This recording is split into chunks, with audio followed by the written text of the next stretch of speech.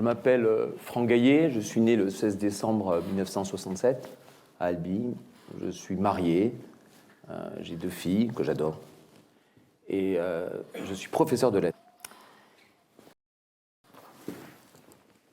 Le 2 mars 2020, c'est en ces termes que j'ai commencé à me présenter à l'officier de police qui m'a reçu au commissariat d'Albi dans le cadre d'une enquête qui avait été faite par rapport à un professeur de français pédophile qui abusait de moi de mes 10 à mes 17 ans. Et ce jour-là, c'était un tournant dans ma vie. D'habitude, dans notre existence, quand on rencontre des gens, notre existence se confond avec notre état civil. Je suis, pour beaucoup de personnes, professeur de lettres, respecté, j'espère, mari, aimant, père de 2 filles, et j'adore mon métier. Mais on en reste là la plupart du temps. Et à ce brigadier chef, ce jour-là, j'ai dit la vérité. Aujourd'hui, je vais vous dire en toute sincérité ce qui m'est arrivé et ce que je commençais à dire à partir de ce 2 mars 2020. Je vais parler d'événements qui m'ont touché au plus profond, dont j'ai eu honte pendant une grande partie de ma vie et que je réussis à libérer à partir de ce moment-là. Et donc, le message que j'ai passé aujourd'hui, c'est l'audace. Est-ce que ce ne serait pas tout simplement de dire la vérité ? Alors, ce cheminement a commencé un peu avant. J'ai 49 ans, je suis dans un lycée prestigieux, j'adore mon métier, comme vous l'avez compris. Ma femme est une femme accomplie dans son métier aussi. J'ai 2 filles extraordinaires. Je viens d'aménager une belle maison, avec une piscine même. Et pourtant, à la rentrée de septembre, j'éprouve un malaise terrible. Je suis cloué au sol. Je continue à faire cours, mais au plus profond de moi, quelque chose est brisé.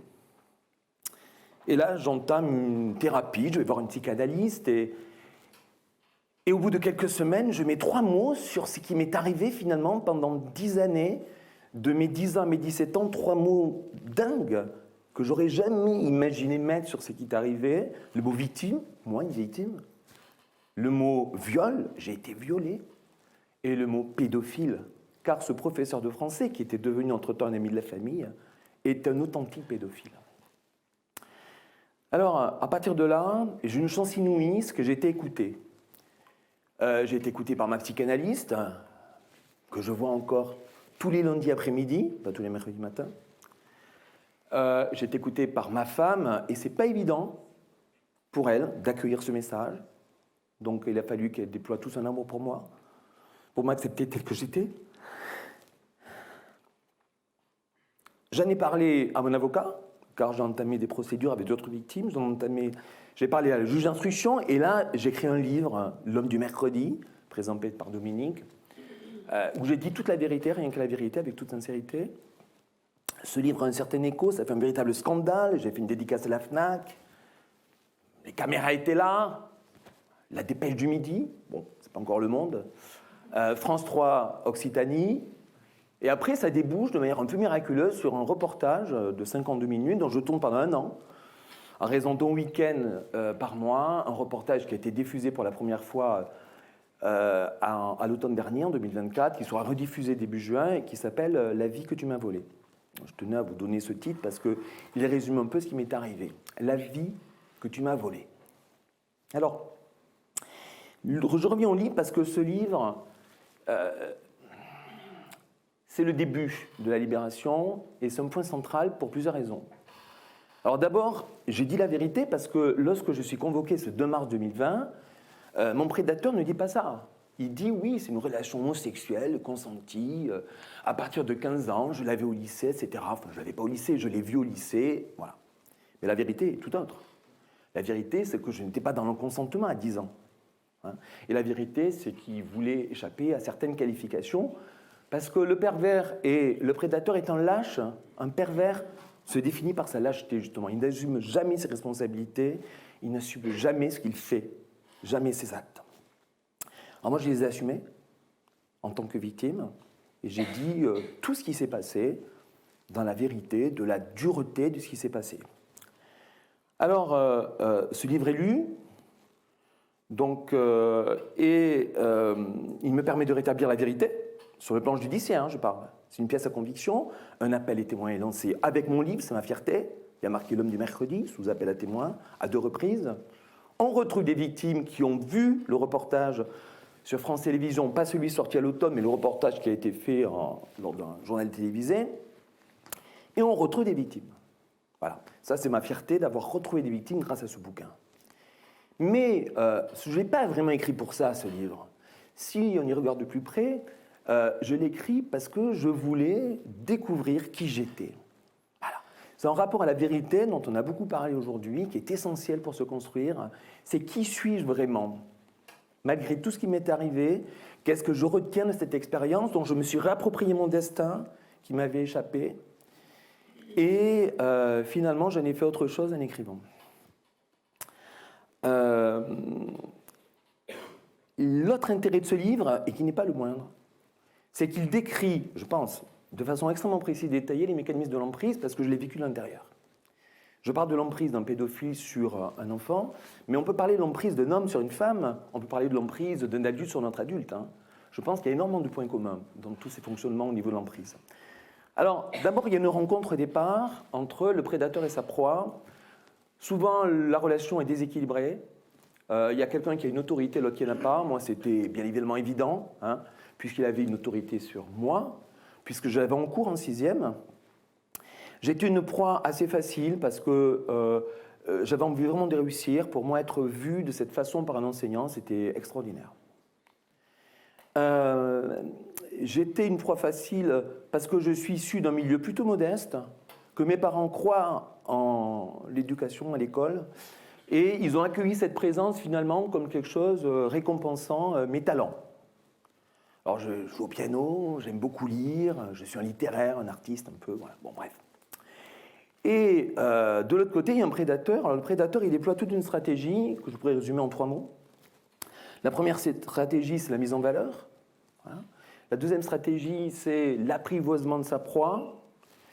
La troisième stratégie, ça va être de ferrer sa proie pendant des années. Alors je commence par la première stratégie, c'est la valorisation, donc copie dithyrambique, commentaire dithyrambique, ma mère est déléguée de parents, elle reçoit ses paroles avec bonheur. Quel enfant extraordinaire j'ai mis au monde. Voilà. Et ensuite, deuxièmement, l'approche. Alors l'approche, elle se fait par des attouchements physiques en cours en 6e. Je suis en train de faire un exercice de grammaire et il met son sexe contre moi. Et voilà, je suis complètement confondu, mais il continue à mettre son sexe contre moi de temps en temps. En 5e, je l'ai encore pour un professeur principal, il vient chez moi, je suis en pleine convalescence, il m'a apporté des livres, parce que je suis un grand lecteur, il m'apporte des livres. Il croise ma mère, qu'il avait déjà rencontrée au conseil de classe, il discute avec elle, etc. Il discute même littérature avec mon père, qui était un grand lecteur. Et comme ça, petit à petit, dès la 4e, alors que je ne l'ai plus en cours, il vient tous les mercredis. Et je vous épargne les détails que vous pourrez lire dans le livre, vous pourrez regarder si vous voulez, si ça vous intéresse, parce que je pense que ce n'est pas le lieu que j'entends trop de détails. On va jusqu'au viol qui a lieu lorsque j'ai 12 ans. Et les conséquences sont terribles pour moi. Parce que, d'abord, en 3e, j'ai une petite copine, le mercredi après-midi, et le mercredi matin, je me fais violer par lui. Qui suis-je ? Homosexuel, hétérosexuel, bisexuel, je ne sais plus. La deuxième conséquence, c'est une dépendance à une drogue. C'est-à-dire que l'été, je suis en manque. Il me tarde à rentrer pour le retrouver. Voilà. La copine n'est pas là, qu'est-ce que je fais pendant les vacances ? Alors je bouquine, certes, mais ce n'est pas suffisant. Ça, c'est terrible. Et il fait ça en toute tranquillité. C'est-à-dire il peut se livrer à une fellation à 11h du matin. Mon père arrive à l'improviste à 11h15, il discute littérature avec lui. C'est-à-dire le pervers a une tranquillité d'âme. Et il se déresponsabilise tellement que pour lui, c'est totalement naturel. Et moi, que je vois cette nature s'exprimer, je me dis, mais c'est naturel, c'est normal. Voilà. Et cet homme, il est marié, il est diacre, donc il donne les hosties le dimanche à côté de l'évêque d'Albi. Il est catho de gauche, bien pensant, il fait la morale en permanence. C'est un homme érudit, récompensé par les palmes académiques pour service rendu à l'éducation nationale. C'est marqué sur le diplôme, les palmes académiques. Et ça, c'est absolument insupportable. C'est insupportable pour moi. c'est un rapport... enfin voilà, pour moi ça reste encore une énigme et quelque chose que j'ai du mal à... Comment dire? J'ai du mal à comprendre. Alors, cette emprise-là, elle va, après ses conséquences, aboutir à ce que je suis aujourd'hui. Avant de vous dire ce que je suis aujourd'hui, je voulais parler d'une espèce de miracle. J'ai 25 ans, et en fait, psychologiquement, je date la fin de mon emprise à 25 ans. Qu'est-ce qui s'est passé à 25 ans? Je viens de divorcer, parce que l'une des conséquences dont je ne parle pas, ce n'est pas le lieu, c'est que j'ai une vie sentimentale extrêmement désordonnée, on va dire. Et je divorce, je fais une retraite monastique d'une quinzaine de jours dans un monastère bénédictin, comme je le fais assez souvent. Et là, je rencontre un homme qui s'appelle Don Louis, et je lui dis, je suis désespéré. Qu'est-ce que je peux faire maintenant? Je suis professeur, mais bon, voilà, je ne sais pas quoi faire. Je me sens seul, abandonné de tous. Il me dit quelque chose d'extraordinaire, mais parce qu'il y a des paroles comme ça, toutes simples, qui résonnent après.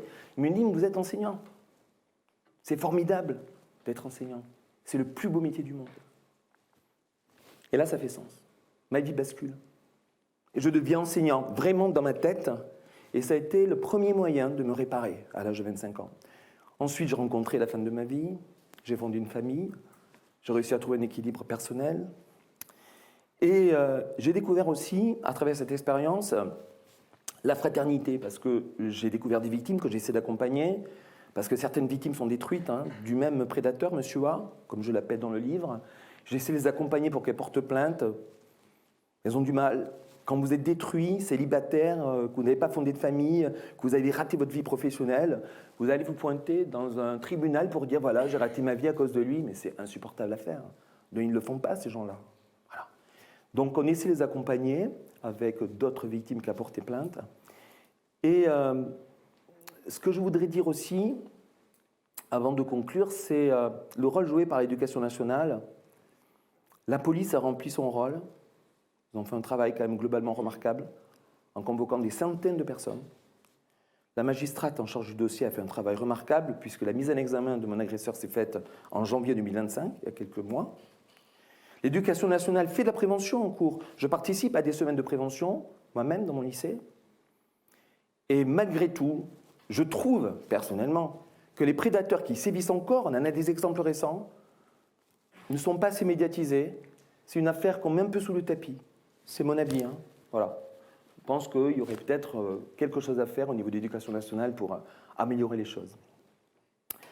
Alors, je vous parlais de fraternité. J'ai découvert Anna Madé. C'est une femme qui a reconstruit sa vie aussi, avec une famille, avec un métier. Elle est ingénieure. Et elle a entamé une carrière de chanteuse. Elle est plus jeune que moi, elle a 35 ans. Et je trouve cette fille admirable. Elle a été victime d'inceste par son père de ses 7 à ses 17 ans. Et je vous propose de l'écouter. Merci de m'avoir écouté.